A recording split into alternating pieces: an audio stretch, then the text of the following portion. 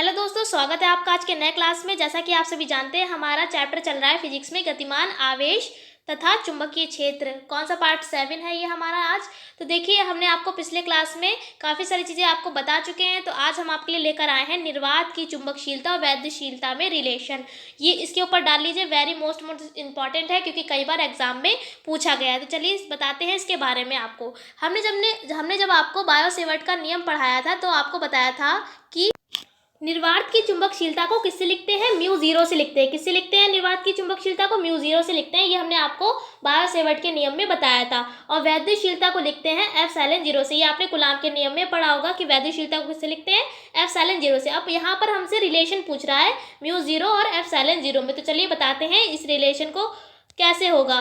देखिए, सबसे पहले तो हमने यहाँ पर लिखा है कि चूंकि हम जानते हैं म्यू जीरो का मान कितना होता है, 4 पाई इंटू में 10 की पावर -7। ये हमने वहाँ पर बायो-सेवर्ट के नियम में आपको बताया था। लेकिन अगर हम यहाँ पर म्यू जीरो अपॉन 4 पाई की बात करते हैं तो म्यू जीरो अपॉन 4 पाई का मान कितना होता है, 10 की पावर -7। लेकिन यहाँ पर केवल हमें किसका मान दिखाना है, निर्वात की चुंबकशीलता का मान दिखाना है। तो देखिए, म्यू जीरो का मान हमने यहाँ पर लिख दिया है 4 पाई इंटू में 10 की पावर -7। आपने कूलाम के नियम में पढ़ा होगा। कूलाम के नियम में 1/4 पाई एप्सिलॉन जीरो नियतांक होता है। तो इसका मान आपने वहाँ पे पढ़ा होगा 9×10⁹ होता है। तो यहाँ पर हमने वही लिख दिया है। देखिए, दोनों के मान हमने यहाँ पे लिख दिए, म्यू जीरो का और 1/4 पाई एप्सिलॉन जीरो, दोनों के मान हमने यहाँ पर लिख दिए हैं। अब क्या करेंगे, यहाँ पर चूंकि हमें केवल एप्सिलॉन जीरो की ज़रूरत है तो क्या करेंगे, यहाँ से हम एप्सिलॉन जीरो का मान निकाल लेंगे। जब यहाँ से हमने एप्सिलॉन जीरो का मान निकाला तो आ जाएगा 1/4 पाई इंटू में 9 इंटू में 10 की पावर 9। देखिए, एप्सिलॉन जीरो का आप उधर भेज देंगे तो यहाँ से हमें एप्सिलॉन जीरो की वैल्यू मिल जाएगी। फिर यहाँ पर हमने म्यू जीरो की पहली समीकरण बना लीजिए और जहाँ पर आपने एप्सिलॉन जीरो की वैल्यू निकाली है उसको बना लीजिए दूसरी समीकरण। अब क्या करेंगे, समीकरण 1 और 2 में की क्या कर देंगे, गुणा कर देंगे। तो देखिए यहाँ पर क्या आएगा, म्यू जीरो एप्सिलॉन जीरो ऐसे आ जाएगा। फिर म्यू जीरो की वैल्यू रख देंगे और एप्सिलॉन जीरो की भी यहाँ पर वैल्यू रख देंगे गुणे में। किस में रख देंगे, गुणे में, क्योंकि इक्वेशन 1 और इक्वेशन 2 की हम क्या कर रहे हैं, गुणा कर रहे हैं। अब देखिए यहाँ पर म्यू जीरो 4 पाई से 4 पाई कैंसिल हो जाएगा। ओके, अब 4 पाई से 4 पाई कैंसिल हो जाएगा तो देखिए क्या बचेगा,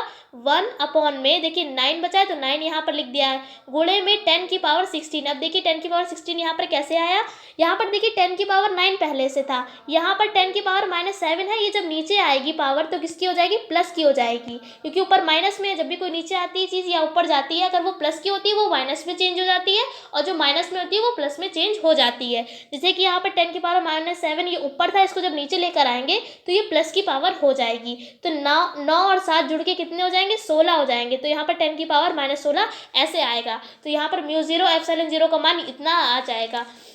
फिर उसके बाद हमने इसको स्क्वायर में लिख दिया। स्क्वायर में कैसे लिखेंगे, देखिए यहाँ पर म्यू जीरो और एप्सिलॉन जीरो तो ऐसे ही रहेगा, बराबर में 1 में 3×10⁸ का होल स्क्वायर लिख दिया, क्योंकि यहाँ पर देखिए स्क्वायर में लिख दिया है। अगर यहाँ पर अगर 3 का स्क्वायर करेंगे यानी 3×3 का स्क्वायर कितना होता है, 9 होता है। देखिए 9 आ रहा है, बिल्कुल सही है। फिर यहाँ पे 10⁸ का स्क्वायर लिखा है ना, तो 10⁸ का स्क्वायर कितना होगा हमारा, 8 दूनी 16 यानी 10 की पावर 16 ही आ जाएगा। यानी कि इसका मतलब है इस वैल्यू को हमने स्क्वायर में लिख दिया है। क्यों इसलिए स्क्वायर में लिखा है, क्योंकि प्रकाश की चाल कितनी होती है, 3×10⁸ होती है। यहाँ पर सी बनाने के चक्कर में, सी बनाने के लिए, यानी प्रकाश की चाल क्या होता है, प्रकाश की चाल को हम सी से लिखते हैं।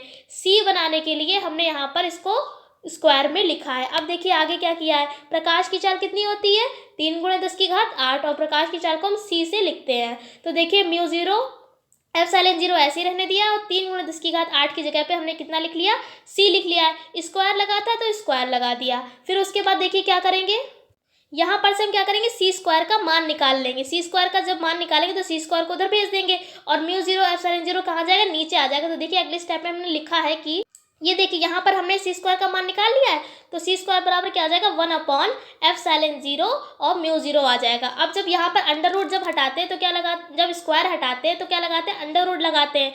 तो सी बराबर की ये अंडर रूट पूरे पे आएगा, देखिए 1 का अंडर रूट जो होता है वो 1 ही होता है।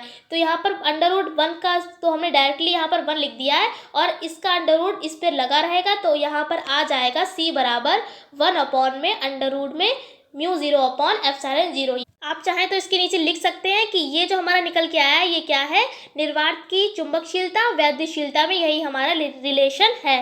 तो आशा करते हैं ये रिलेशन आपको समझ में आया होगा। फिर मिलते हैं एक ऐसे ही क्लास के साथ, इस चैप्टर को और आगे बढ़ाएंगे। तब तक के लिए जय हिंद, जय भारत, वंदे मातरम।